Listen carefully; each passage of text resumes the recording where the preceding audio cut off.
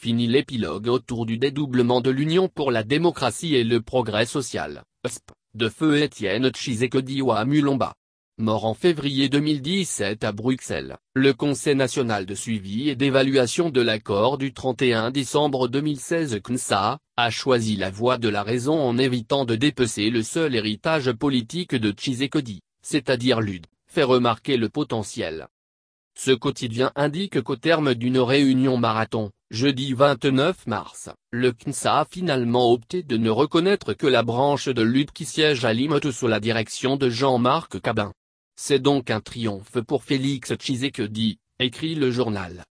À cet effet, le CNSA recommande à l'UD de créer des conditions favorables à la réintégration des autres groupes, renchérit le Soft International, qui note qu'à défaut de cette réintégration, le CNSA recommande au groupe du Premier ministre Bruin Tshibala-Zanz de créer un nouveau parti et de se choisir une autre dénomination qui ne prête pas à confusion avec l'UD-Cabin, parti auquel appartient le fils Tshisekedi, Félix-Antoine Tshisekedi Tshilombo. Le tabloïd ajoute qu'il est aussi demandé au groupe de Valentin Mubak de créer aussi un nouveau parti et de se choisir une dénomination qui ne prête pas à confusion. La même recommandation est aussi faite au groupe de Corneille Mulomba, de créer un nouveau parti et de se choisir également une dénomination qui ne prête pas à confusion. Commentant également le verdict du CNSA à propos du dédoublement de l'UD, le Phare estime que Tshibala et Mubak sont disqualifiés. Pour ce média, la série noire continue pour Bruin Tshibala et ses affiliés de la dissidence, déjà déboutés le mercredi 27 mars dernier au tribunal de paix de Matete.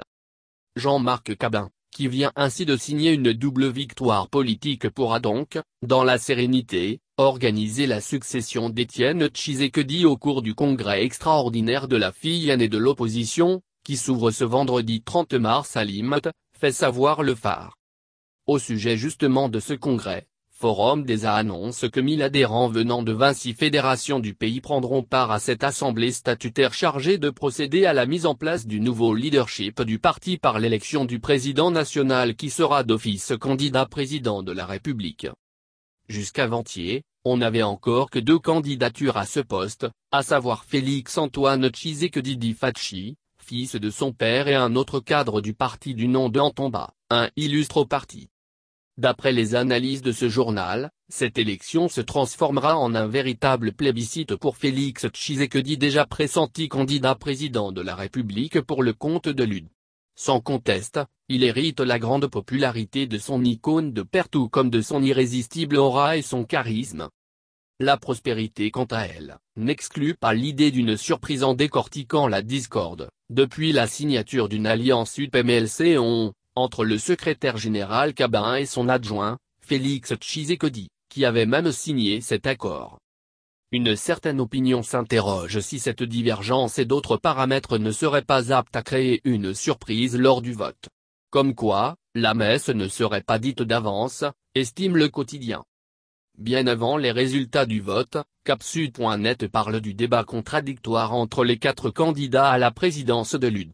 Il s'agit de Félix Tshisekedi, David Mukeba, Paul Tshilombo et Guy Bohu, qui ont pris part à cette épreuve des questions-réponses, tenue jeudi 29 mars à la résidence de feu Étienne Tshisekedi dans la commune de Limete. L'épreuve a porté essentiellement sur l'organisation du parti, les finances et leur gestion, l'unité, la diplomatie, la jeunesse et le genre.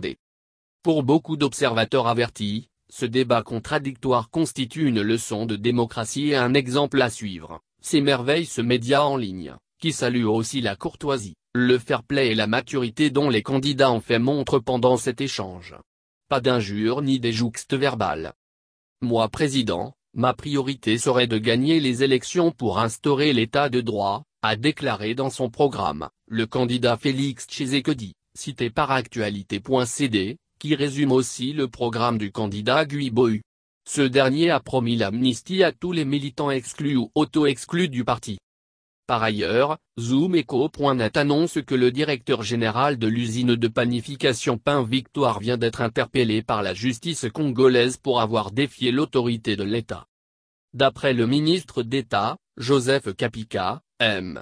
Assis Saleh n'a pas respecté sa décision de surseoir à toute augmentation unilatérale de prix du pain en dépit de ses multiples rappels à l'ordre.